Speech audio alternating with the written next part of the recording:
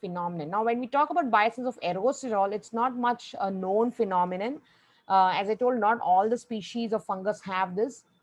So very few species have been studied for the biosynthesis. So if you see, not much work has been published in for the biosynthesis of ergosterol. We know the structure of the sterol, we know that, but there are still many steps which are still not identified, which are not deciphered. So we really do not know what is the reaction taking place, what is the intermediate, what is the enzyme.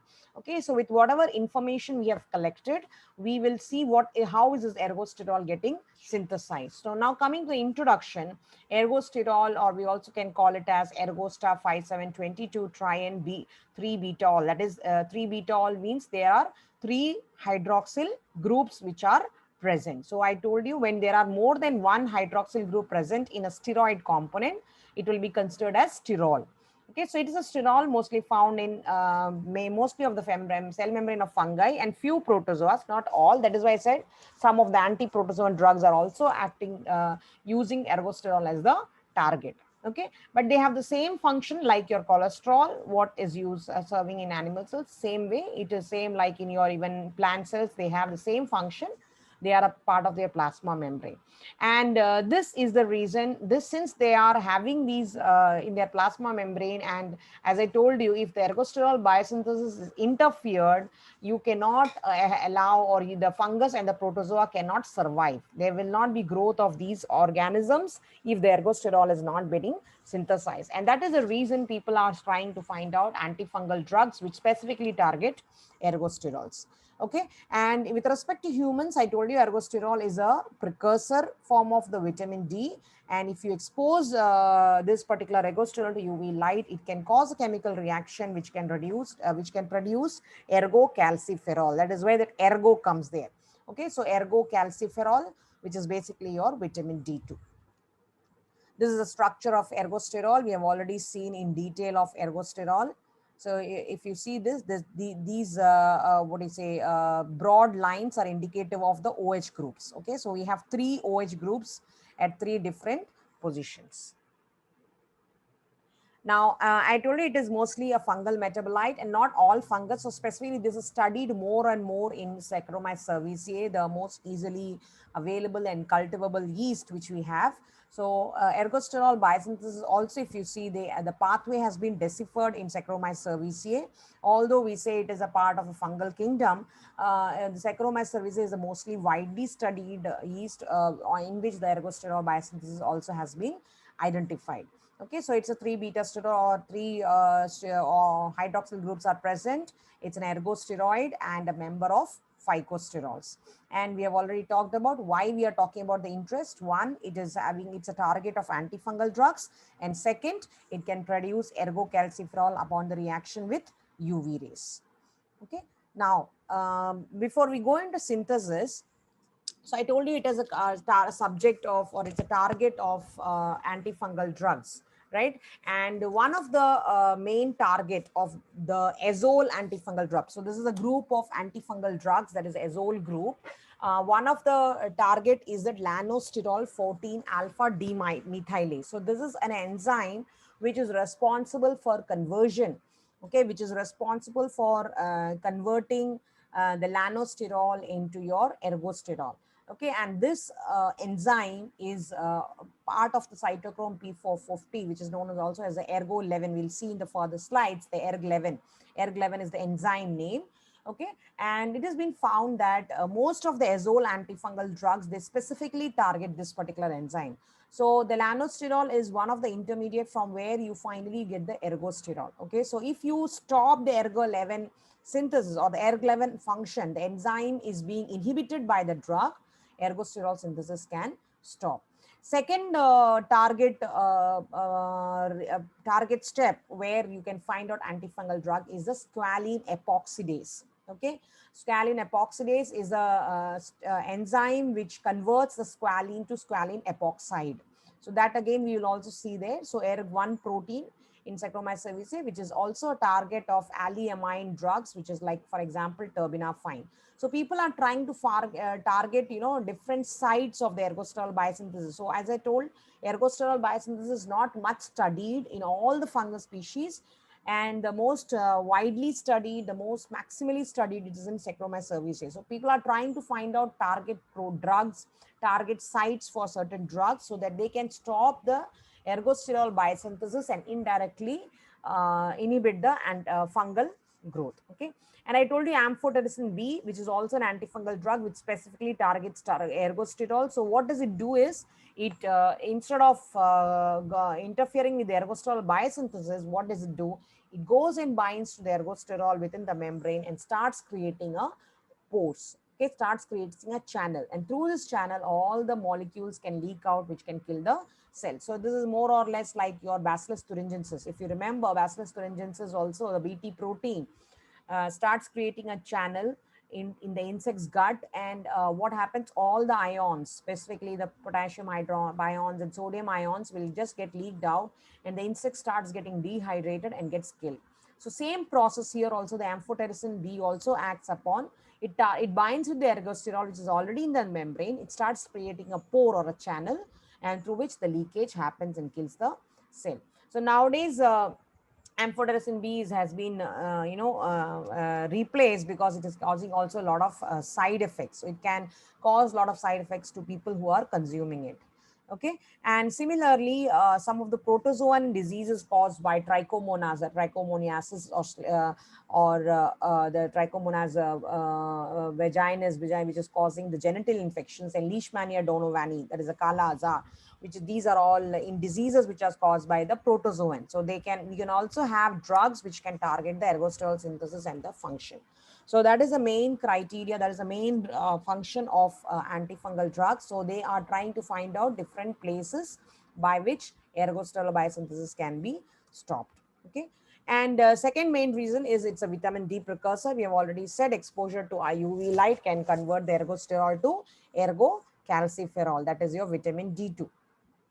Okay, and coming to the toxicity, it is obviously irritant to skin, eyes, and respiratory tract. An ingestion can cause hypercalcemia, and you can have calcium salt deposits in soft tissues and kidneys. So you should not have ergosterol. I mean, you should not consume it, and obviously you'll not consume it. But if it is in coming in contact with you, you have to minimize the contact, and you have to take some measures to remove this ergosterol from your body. So toxicity is also there.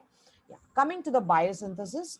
Now, when we talk about biosynthesis, almost all the sterols which are normally found in the eukaryotes. So we know that sterols are found in eukaryotes. So we have cholesterol, we have phytosterols, which are found in plants like cetosterol or stigmatosterol or campestrol. They're all found in plants, and we have ergosterol. Now, all these sterols have a common, first they have a common pathway. Okay, so they have a common initial pathway where the starting material is the same for all. So the initial first few steps are the same for all the pathways, and then only the bifurcations take place or trifurcations take place.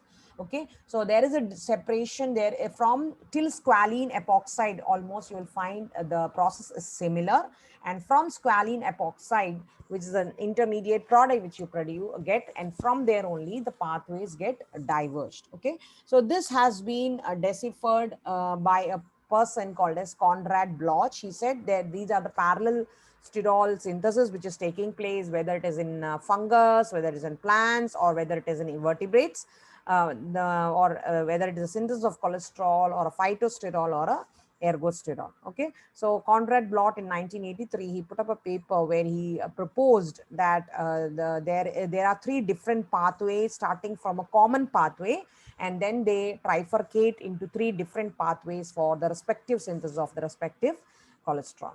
Okay, and again I told you the ergosterol is fungal specific. They are found mostly in fungus, and but it is not universally present in fungi. For example, you have a fungal which is a pathogenic fungi which is called as Pneumocystis carinii, which causes lung infections, especially in immunosuppressed patients, especially those people who are suffering from AIDS infections, etc. They will get infections from this particular organism, which is a fungus. Okay, which lacks the ergosterol, called Pneumocystis carinii. Okay, so coming to the pathway. So this is, we will go into the detail of the pathway. So this is the overall pathway which was discovered or which was given by the Conrad and Bloch. So he said the precursor molecule is acetyl CoA. We all know that for the lipid biosynthesis we just saw in the last few days, we saw biosynthesis of fatty acids begins with acetyl CoA. Okay, so here also the acetyl CoA is the starting material, and from acetyl CoA you get squalene. Okay, the squalene gets converted into squalene epoxide in the presence of oxygen. So when you say here how many molecules of oxygen are, remember, so when you say 10 O2 means 10 molecules of oxygen are required. So squalene gets converted to squalene epoxide, and from there it divides or it bifurcates into two areas: cyclooctanol, which can finally produce the sterol which is found in plant, or lanosterol. So this is the place we talked about one enzyme, right? Lanosterol demethylase, which is one of the target of the antifungal drug. So lanosterol can divide into two different pathways producing cholesterol or ergosterol by different pathways. So this was the basic pathway which was suggested by people, and different organisms have different steps. So normally from lanosterol to cholesterol, we have normally within 8 steps you finish your cholesterol. Ergosterol, from lanosterol we can have this further steps. This part is actually the 5 steps which are designated or which are found in the Saccharomyces cerevisiae. That is, from the lanosterol it will go to produce zymosterol, and from zymosterol it will go further 5 reactions to finally give you an ergosterol. So that is how it is produced. This is the overall pathway of um, ergosterol biosynthesis. Okay, so this is an overall, but we will see one by one, step by step, like in fatty acid synthesis. So this is a pathway which has been identified in Saccharomyces cerevisiae, the detailed pathway which has been identified. So you can start writing this pathway because this is more important. Now the pathways are normally divided into almost 3 to 4 steps. Okay, the main 3 to 4 steps, or steps in the sense 4 different sections we can say. Okay, so the first stage we can say is synthesis of mevalonate from acetate or acetyl CoA. Okay, synthesis of mevalonate from acetyl CoA. That is the first stage. You can start writing.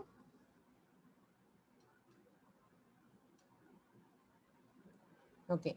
Now, what happens here is the two molecules of acetyl CoA in the presence of the CoA enzyme gets removed. So the acetate group is present, acetyl group gets taken up in the presence of the enzyme erg10. So here will you see, when you see the names, erg10 refers to the gene name, gene number or gene name of that particular pathway which is responsible for converting 2-acetyl CoA into acetoacetyl CoA. Okay, so the enzyme which is responsible here is, you can note down, it is not there in the flow chart, but as and when I am telling you, you please note it down. Erg10 is referring to thiolase. Okay, so it breaks the bond between the coenzyme A and 2-acetyl CoA. That is, the bond is broken, CoA is getting removed, and it gives you acetoacetyl CoA. The erg10 is the thiolase enzyme. Okay, now the second step. So this is the first stage we are talking about, synthesis of mevalonate from acetate. Okay, so acetoacetyl CoA gets converted with the utilization of water molecule and another molecule of acetyl CoA in the presence of ERG13 enzyme, and produces 3-hydroxy 3-methyl gluteryl CoA. So also we can call it as HMG-CoA. In short, capital H, that is for 3-hydroxy, capital M for 3-methyl, and capital G for gluteryl. So HMG-CoA, you can remember that. And the ERG13, what might be the enzyme? Any guesses?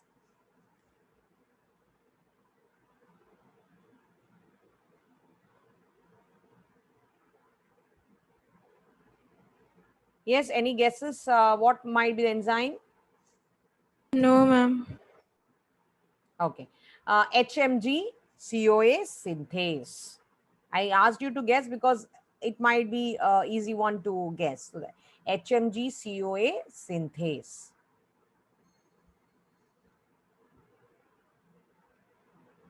Okay, so you don't bother about the introduction parts, that you can all read up through that. But pathway is important. So from acetyl CoA, you get S2-acetyl CoA in the presence of erg10, which is a thiolase enzyme. And from S2-acetyl CoA, with the introduction of acetyl CoA, one more molecule of acetyl CoA in the presence of erg13, you get HMG CoA. Erg13 is HMG CoA synthase. Okay, the next enzyme, the next step is from HMG CoA, you finally get the mevalonate. Okay, mevalonate, which takes up two NADPH molecules, the reducing equivalents, and produce 2 NADP, and coenzyme A gets reduced, and you have HMG1 and HMG2 enzymes, that is enzyme HMG-CoA reductase. Okay, HMG-CoA reductase, two subunits of HMG-CoA reductase will catalyze this reaction and will give you mevalonate.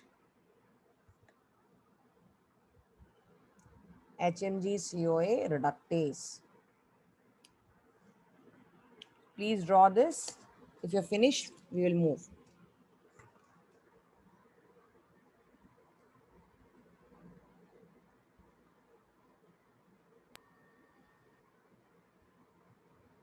Ma'am, Yes.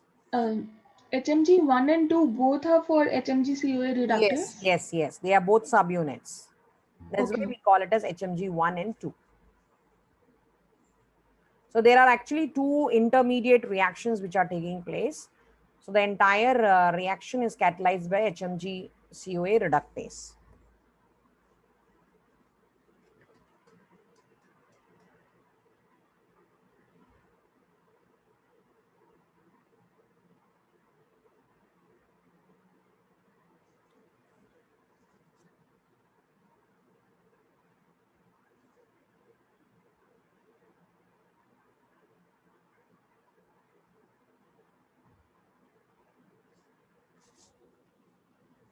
Finished?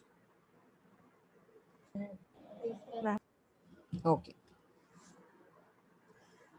So the next step, now we have got the mevalonate. Now this mevalonate has to get converted to a isoprene structure. Okay, so it has to get converted to an isoprenoid structure, and for that mevalonate gets converted to mevalonate 5 phosphate. So what is happening? ATP is getting utilized and one phosphate group gets attached to mevalonate, so it becomes mevalonate 5 phosphate. Okay, 5 phosphate, and the enzyme is erg12.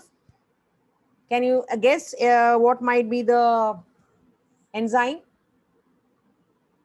Lemonade synthetase, ma'am. Not synthetase. It is different. What is getting added up here? Ma'am, Kinase, ma'am. Malonate phospholipase? kinase. Uh, uh, Kinase. Not kinase. Yeah, kinase we can say, but it is basically transferase.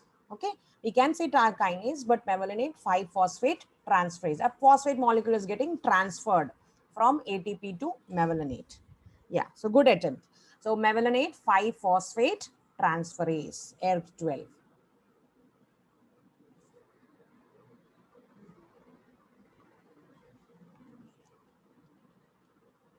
Okay, now mevalonate 5-phosphate takes up another phosphate molecule in the presence of ergo-8, ARG8. Again, ATP is getting utilized and one phosphate is getting added, and you get mevalonate 5 pyrophosphate, PP.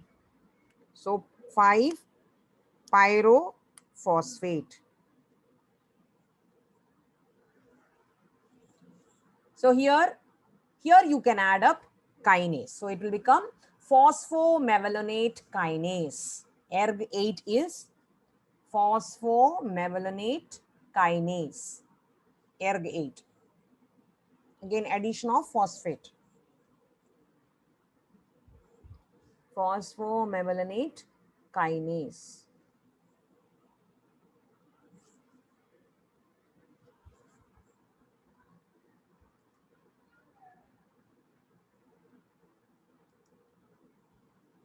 Yeah. So coming to the next step, from mevalonate 5 pyrophosphate, it gets converted through two sets of reactions to delta 3 isopentenyl pyrophosphate.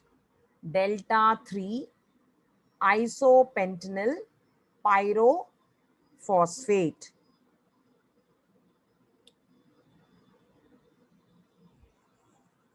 So here again, ATP is utilized. You can see ATP is utilized. Okay. And what is getting released? Carbon dioxide. Carbon dioxide. So what might be the reaction? Carboxylation. Carboxylation. Very good. Decarboxylation. So what might be the enzyme? Decarboxylase. Decarboxylates. Very good. So you are getting that that flow, right? So MV, that is why you can see the term is MVD1. Okay, what is MVD1? So what is the product here? Mevalonate 5 pyrophosphate. Okay, so pyrophospho, MV is for mevalonate, pyrophospho, mevalonate, decarboxylase.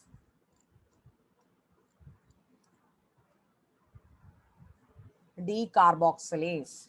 So there are two sets of reactions which take place. There is a small intermediate also which comes in. That is why it is showing MVD1. So we have MVD1 and MVD2, which is taking up this decarboxylation reaction from conversion from mevalonate 5 pyrophosphate to delta 3 isopentenyl pyrophosphate. Okay, MVD1, pyrophosphomevalonate decarboxylase. Now, I have said the conversion of mevalonate to two activated isoprenes. Okay, two activated isoprenes in the sense, in the next picture you will see, there is this delta 3 isopentenyl pyrophosphate will get converted into two different forms. That is what two activated isoprenes which are interchangeable. That is, they are reversible reactions. They can convert from each other. So vice versa, they can have a both side reaction which is taking place. So the two isoprenes will be produced from mevalonate. Okay, we'll see in the next slide. Because I cut the image, I have cut the image and put it in half by half, because otherwise the steps will not be visible. So this is a very long process, an entire image. I have cut it into 4 slides and I have put it.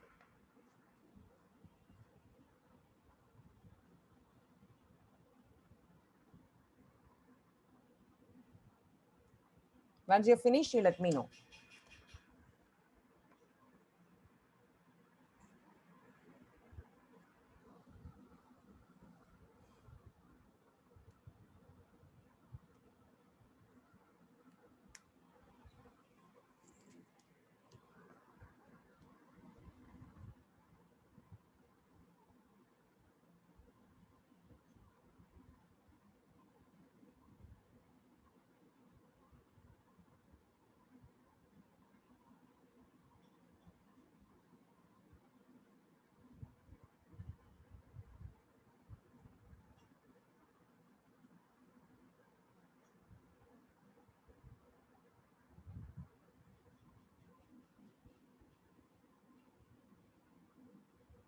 Ma'am, done. Yeah. Okay. Yeah, so this is delta 3 isopentenyl pyrophosphate, which can get divided into two isoprenes, two activated isoprenes, which I said they are both, what do you say, they are both, what do you say, reversible. Okay, so what is it reversible? One is delta 3 isopentenyl pyrophosphate and dimethyl allyl pyrophosphate. So these two are the reversible reactions which can take place. Both of them can get converted to each other. So delta 3 isopentenyl phosphate can get converted to dimethyl allyl pyrophosphate with using the enzyme IDI1. That is again IDI1 is again for dimethyl allyl pyrophosphate and pyrophosphatase enzyme. Okay, or it can convert back by the removal of pyrophosphate. It can again go to the delta 3 isopentenyl. Okay, delta 3 isopentenyl, which is not shown here. So there's an intermediate step which is there, delta 3 isopentenyl, which is there. So these can just go, come and back. But we want delta 3 isopentenyl. We don't want dimethyl allyl pyrophosphate. Okay, so that's get, even if it is produced, it will get converted by the removal of pyrophosphate. It will give you delta 3 isopentenyl. Clear? Okay. Now, this is the third step where some of the things might not be visible because the image also was having the thing, but I will tell you what is this. This is lanosterol. Okay. Yeah. So this is the third step where the isoprenes are going to get converted into, before lanosterol, I'll tell you why isoprenes are going to get converted into squalene. Okay, that is the third step. Conversion of isoprenes to, I will put it here. Let me stop and put it on the slide.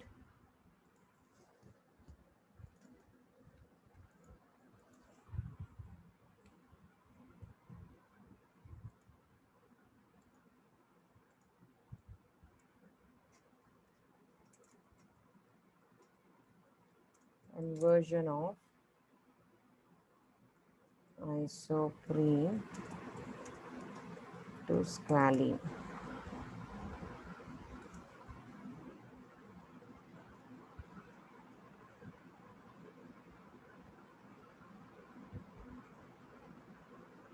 Okay.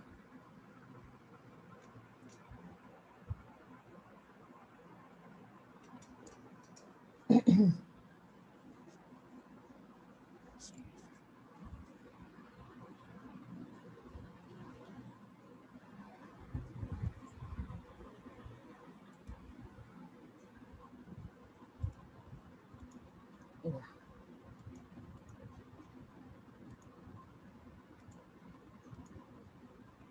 Yeah. Is it visible?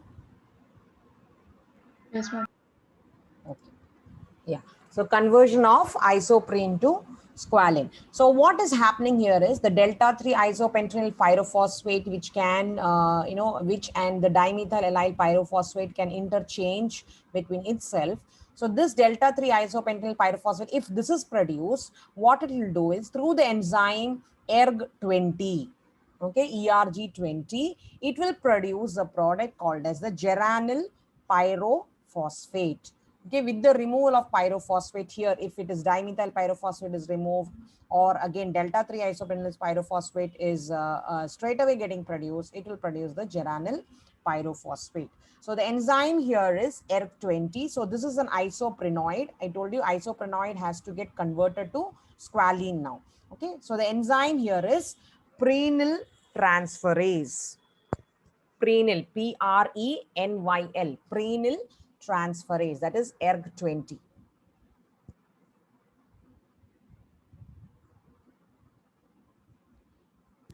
Ma'am, what is IDI1? IDI1 is for dimethyl allyl pyrophosphatase.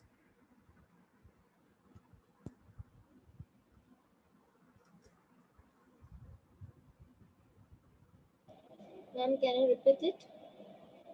Same thing, dimethyl allyl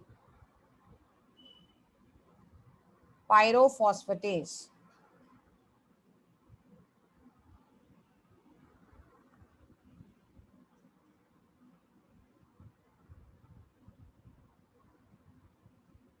Okay. Now, the geranyl pyrophosphate will again take up the same enzyme, the ERG20 itself, okay, and it will produce trans farnesyl diphosphate with the inclusion of a delta 3 isopentenyl pyrophosphate. You can see this get converted to delta 3 isoprenyl. So another delta 3 isopentenyl can enter inside, and it will react with geranyl pyrophosphate in the presence of same enzyme ERG20, and it will produce trans farnesyl diphosphate. Okay, farnesyl diphosphate. So from geranyl pyrophosphate, all these are isoprenoids. Okay, so trans farnesyl diphosphate, and there's this farnesyl diphosphate will take up an NADPH, utilize it, remove the pyrophosphate, and in the presence of ERG9, it produces the squalene. So this is the third step, conversion of isoprene to squalene. Okay, and ERG9 is squalene synthase. ERG9 is squalene synthase.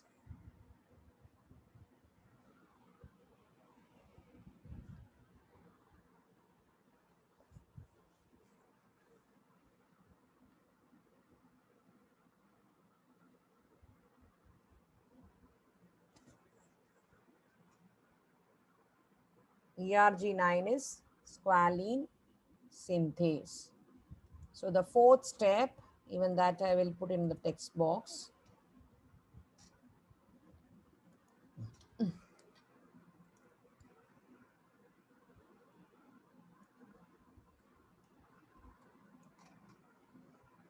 Conversion of squalene to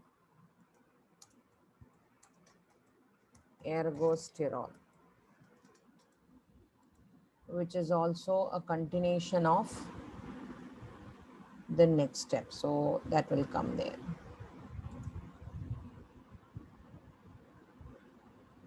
Okay.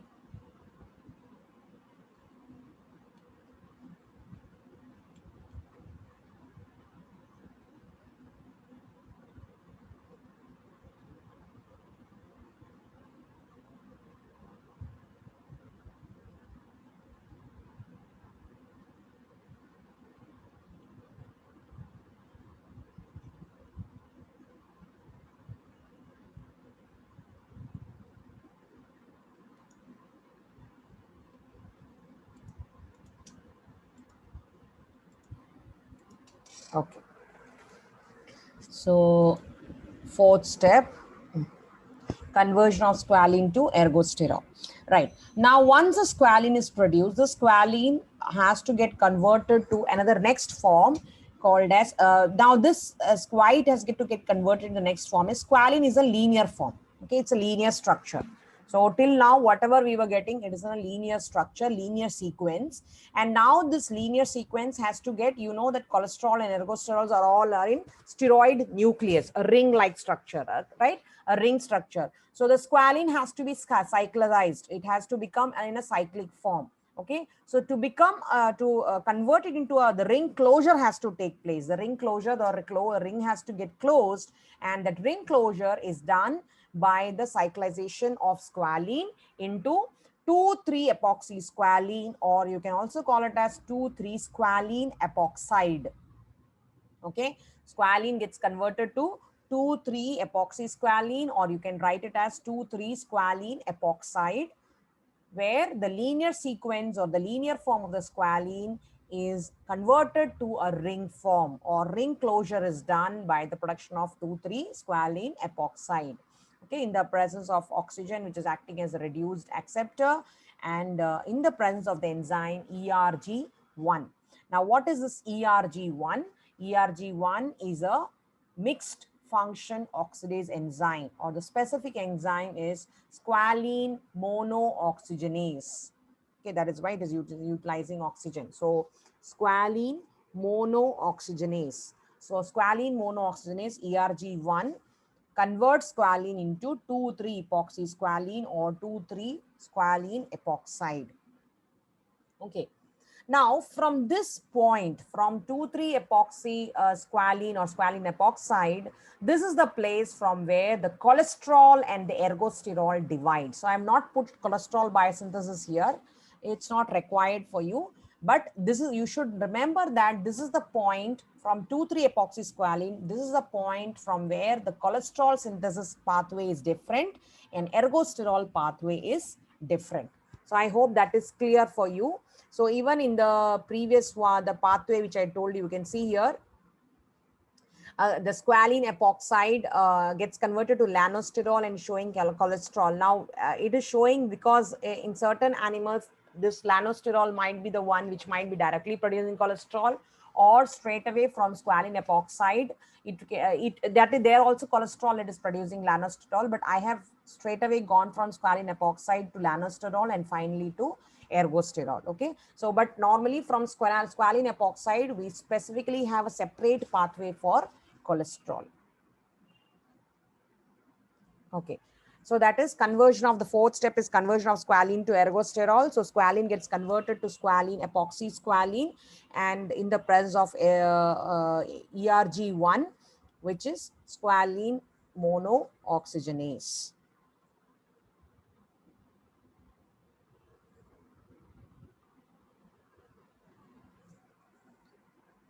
After this, till your lansitol. So from your lansitol, these are the 5 steps which I was telling you, and you can see here ERG6, 2P, ERG5P, 4P, all these are responsible for producing the ergosterols. Okay, yeah. Now coming to from squalene, epoxy squalene, 2,3 epoxy squalene, the enzyme ERG7 takes up the reaction and produces, it might not be visible, it is lanostirol, Lanosterol, lanostirol, lanostirol. I try to do the when I'm cropping the image, I try to do it properly, but the image itself is like that. Okay, from the paper, research paper, the image is itself is that lanostirol is not very clear. So but you can write it down, that is lanostirol.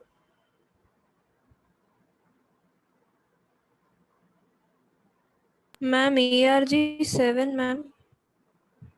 Wait, I'm coming to that.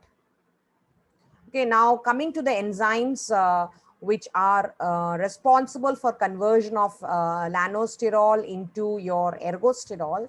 These enzymes are not much, they are not much characterized. We really do not know what are the enzymes. We only know the genes of that. So as I said, not much studies have been done in, doing in studies in the biosynthesis of ergosterol. So we only know the enzymes, we actually do not know. So they are again varying within different enzymes itself. Okay, within different enzymes itself, we have different, steps of enzymes depending upon what is the organism. So we really do not know what is the actual enzymes which are present. So we only know them, or we denote them with the help of gene numbers. Okay, so you can write the gene numbers itself, there's no issue about it. So even the research papers, they are not, my screen has gone. Yes, ma'am. Yes, ma'am. Okay. Now, can you see? Yes, Yes, ma'am. ma'am. Okay, fine. So this was the lanostirol last step. So ERG7, we do not know what is the enzyme.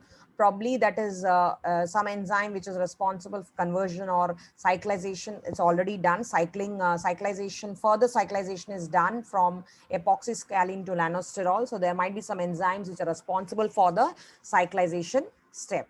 Okay. Now the lanostirol gets converted into the next, now this particular step, what you're seeing is more or less more exclusively for your, if you, for example, especially from the zymosterol, okay, from the zymosterol, these are exclusively for Saccharomyces cerevisiae. But I told you the entire pathway is elucidated for Saccharomyces cerevisiae. So even this is also for Saccharomyces cerevisiae. But till this pathway, till the formation of zymosterol, they might be prevalent more in other fungus also. Okay, so lanostirol gets converted to next product, methyl cholestra 8-12-24, methyl cholestra 8-12-24 dienol, DIENOL, dienol, with the utilization of oxygen and NADPH, and in the presence of ERG11. Okay, ERG11.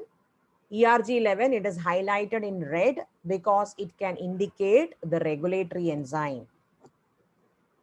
So if mutation is happening in this particular enzyme, or if this enzyme gets inhibited by any antifungal agents, if you remember in the initial, where is it?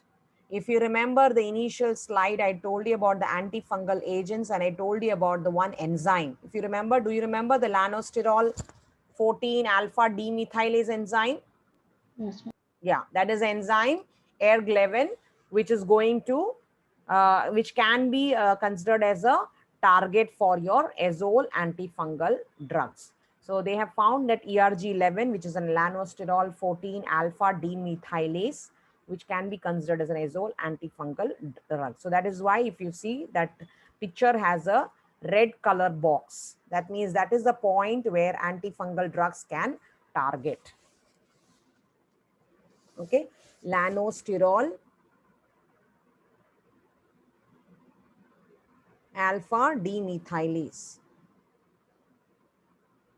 That's why the lanosterol gets named, converted as methyl cholesterol.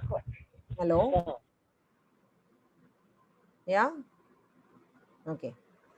Now, the methyl cholesterol 8-12-24 again utilizes NADPH in the presence of ERG24. It becomes 4,4-dimethyl 8-24 cholesterol.